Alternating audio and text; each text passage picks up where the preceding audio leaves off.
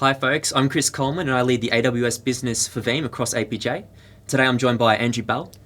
G'day guys, Andrew Bell. I head up the storage partner segment for AWS across APJ. And later on we're joined by Phil Hilton. He actually leads business development for Caston, a recent Veeam acquisition. So today we're here to talk about how AWS and Veeam simplifies, de-risks and accelerates our customers' journey to the cloud. But before we get started, do you mind sharing some thoughts on the Veeam relationship from an AWS perspective? Yeah, absolutely. Look, as you know, we're always really thrilled to be working with you. It's been a good 18 months collaboration between the two organizations. I think driven by a very similar outcome in generating really happy customers together. We're both customer obsessed, both very intent on helping a customer achieve their goals when it comes to cloud. The thing that I've loved the most, I think, is that constant innovation from Veeam. Over the last 18 months, there's been 4 different releases that have really enhanced your integration with our platform. And so we hear from our customers about how much they've loved not only the fact that you're protecting their workloads in the data center, you're helping them reduce cost by moving data into the cloud, but then you're also there to not only accelerate that migration, provide better outcomes, but also that single platform that then protects everything that the customer has, whether it's in AWS or in the data center or everything in between. Lovely, lovely. So let's recap what Veeam's been doing for the last 15 years or so. So Veeam was actually born out of virtualization when VMware first hit the scene. And what Veeam did was they backed up these virtual environments. Over here. So they took copies and backed up these virtual environments. But over the last decade or so, Veeam has grown into a billion-dollar business doing backups of all types of things. So they include physical workloads. So that includes things like applications like SQL and all of that? Yes, absolutely. Right. So physical workloads, things like file systems as well. Mm-hmm. As well as AWS, cloud workloads, as well as SaaS applications. Mm-hmm. So what we do is we basically ingest all of this data. And as we ingest that data, we start to manage it. So as of today, we have around 400,000 customers globally, and predominantly a lot of those workloads are backing up on-premise workloads. Right. So can you tell us a little bit about some of the drivers you're seeing, for your customers in adopting AWS? Yeah, I think there's many, right? I think every customer is slightly different, but the ones that really come top of mind are things like improving agility or productivity, buying an outcome, not necessarily having to worry about the underlying infrastructure or ordering it and supply chain and all of that. We've seen obviously through the rapid adoption to cloud this data center consolidation. So whether that's shrinking multiple data centers down to one, or just reducing the amount of infrastructure that a customer is managing in the data center and moving it to AWS. Part of that, I think that reason is replacing that end-of-life software and hardware. That becomes pretty hard to manage, the different patches, etc. That's something that we can obviously help take care of. I think we're in an unprecedented time of growth. So whether that's that natural growth, I think we've seen data growing nearly exponentially for years now, or whether it's through mergers and acquisitions, the rapid simplification that's required to take on the ownership of all of that different infrastructure. Some of the other ones, high level, security and resiliency. The resilience that we can provide inside AWS with our availability zones is often significantly higher than you would see in the data center. But then there's other, fairly low-hanging fruit ones like reducing cost. Mm-hmm. How do we actually, get to those customer outcomes far faster, far cheaper? And then things like digital transformation, or even hitting those IoT or ML sort of machine learning workloads. Yeah, lovely. So, Chris, can you tell us about how Veeam helps our joint customers meet those outcomes?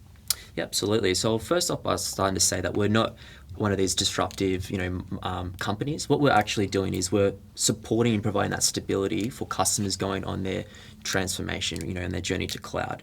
So out of our 400,000 customers today, predominantly backing up on-premise workloads, what we've seen in the last year in particular is a lot of those backups now being stored in AWS. So the likes of S3, Glacier, Deep Archive. Right, so that's helping customers hit their cost optimization objectives, right? So reducing costs by removing the headaches that come along with managing tape, or that constant refresh cycle with things like deduplication appliances.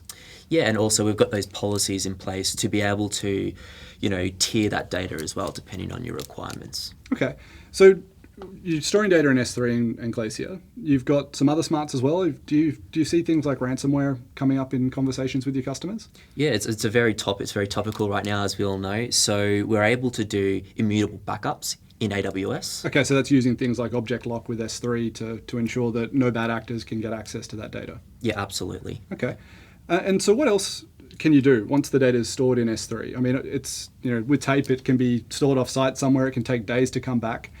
It's available now. What else can customers do with it? So it gives you some recovery options. So let's just say, number one, if you lose data inside your data center, you can restore that data back into your data center.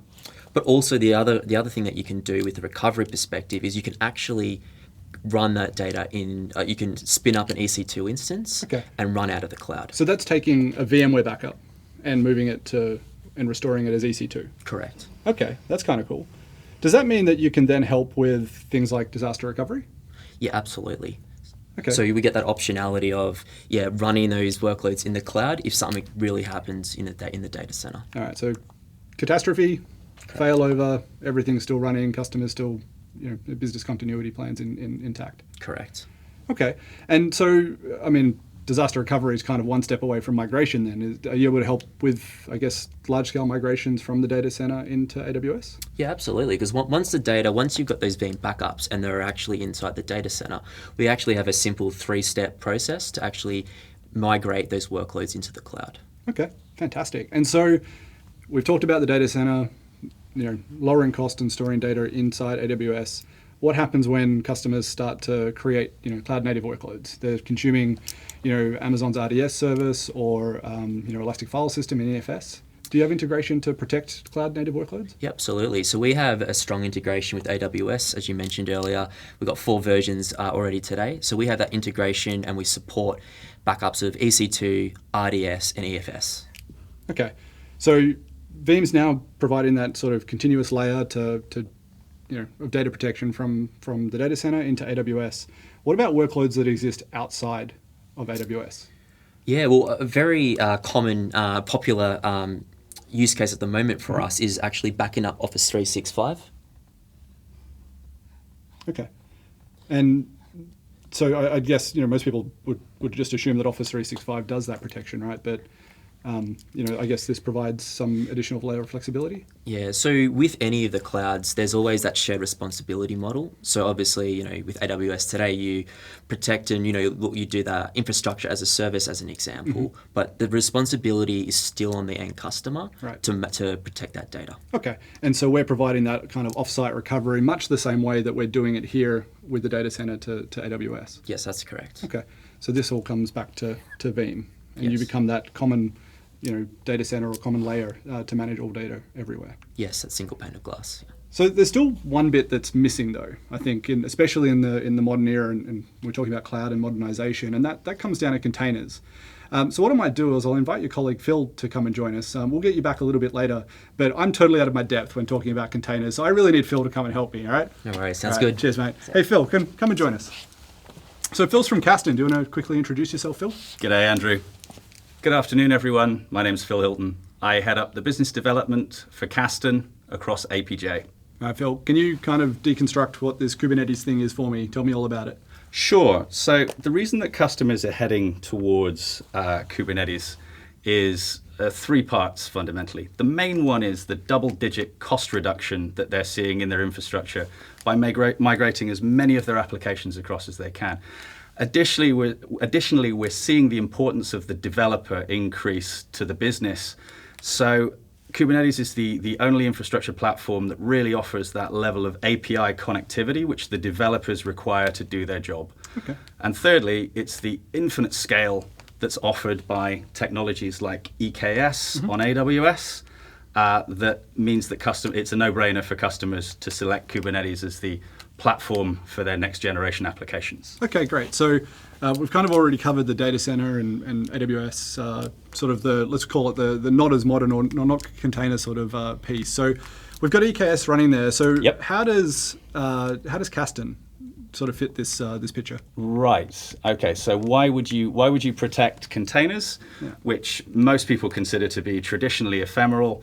And you would, for example, doing batch jobs, you would migrate a load of data into, say, an S3 bucket, and then you'd spin up a load of containers and compute, process that data, and then take the meta from that. Right. Well, ephemeral containers work incredibly well for batch jobs, but not so well for other applications. So in a survey that we did in 2019, we found that 52% of our customers utilized stateful applications as part of their Kubernetes applications. When you moved into the tier 1, that increased to around 70%. And bear in mind, that was in 2019. So we've seen massive adoption of DevOps and also of the Kubernetes platform. You guys have seen this yourselves as part of EKS. So what I wanted to give you an example of is fundamentally this idea of the whole application piece, because it's not just the containers. So I want you to suspend disbelief for a second or two and imagine we are the two CTOs from a brilliant new startup. Now, the core of our application is our order taking system, our invoice processing system. That's the thing that can't go down. That drives the business outcomes fundamentally. So at the core of that, we have EKS and our container platform. Additionally, what we have is we have a relational database. And apologies here, I'm not Bob Ross, but there we go. We have some object storage as well that's tied into this too. And then we have requirements for the cluster itself. So we have the config files here. And then security is handled. The communication between the component containers is handled utilizing secrets and credentials, which are kept in a secrets file. Right. Also, we have some integrations with this platform with RDS as well. So the whole application isn't just this piece here. It's all of this. That's the application. So the problem that you have is if any of these component parts, any of these elements go out of sync or are unrecoverable, the issue that you face is the application doesn't do what it's supposed to do. Right. So as we move into that, basically the way that Kasten has been designed is to capture that. When I'm talking about whole application protection, I'm talking about all of the component parts associated with it. Right. So not just stuff that's sitting in EKS or but kind of everything that even sits outside the cluster? Yeah, the app is no longer just sat in the containers. It's all of the other component parts associated with it. And the way that we do this and the way that we're able to capture all of this information for the application is we utilize a technology called the canister framework. Now, with the canister framework, what that allows us to do is we can plug in modules called blueprints, which allow Kasten to be able to talk to and protect the various component parts of the infrastructure. So MySQL, Kafka, RDS, etc., etc., etc. So Kasten stands off to one side. I'm going to put K10 in here. Stands off to one side, but acts as a conductor. And basically connecting with all of these individual elements, keeping them all in sync.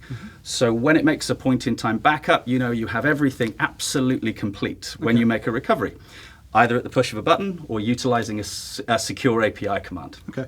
And so you can recover the whole lot? Yes. Can you also recover individual components? Yes, you can. Yes, you can.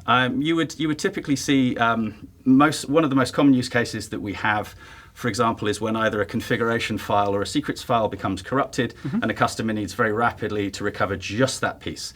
So yes, we can do that. Additionally, we offer all of the features that you would expect in an enterprise-grade backup and recovery system in the old world, but we also add a number of features which are specific to this new world. For example, RBAC, role-based access control, for accessing backups, moving backups between sites.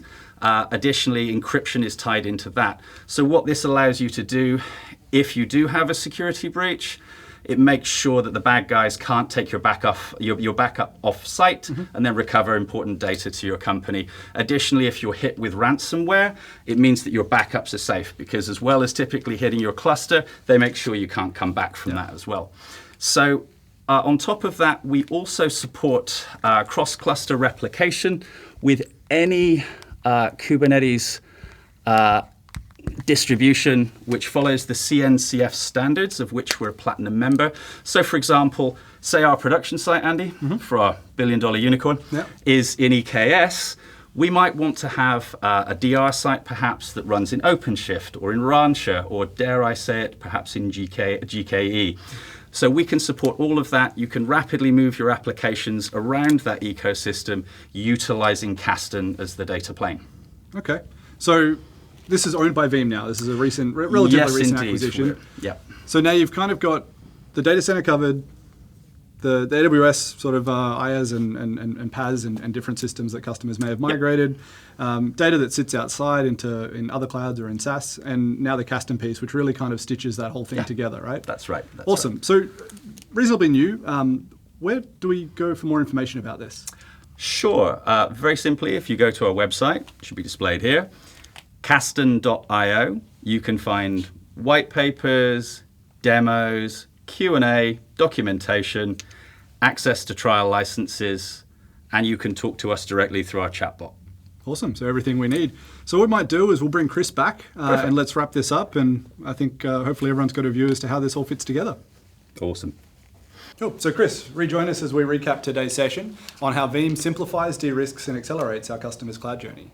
So we covered a number of different topics today. I think the most important ones, or important takeaways for me, were really about agility, helping customers manage all of their critical assets, whether it's in the data center or in the cloud, and Veeam providing that glue to help recover, whether that's for just test and dev purposes, disaster recovery, or even migration purposes. We covered consolidation, which is really important when customers are going through this time of rapid growth, whether just organic growth or through mergers and acquisitions, where Veeam provides that single platform that provides rapid simplicity really on managing all of those critical assets. And finally, things like end-of-life software and hardware. If we can manage everything, move it into the cloud, stop really resolve customer issues in managing some of those that older hardware, a lot of those challenges go away. We then talked about how Veeam and AWS enhances security with things like immutable backups, protecting against ransomware. We then talked about resiliency with backup and disaster recovery for all workloads, including Kubernetes. And then finally, cost reduction by having that single platform for protecting and managing all critical workloads, as well as supporting technologies like Amazon S3, Glacier, and Deep Archive to replace tape and deduplication appliances. We covered modern application protection and mobility and digital transformation with Kasten and EKS. So we're currently running a free trial offer with Veeam, including some free AWS credits. So if you want to learn more, check out our website, veeam.com. Awesome. Thank you everyone for joining us. It's been a great session. Hope you learned stuff and enjoy the rest of your day.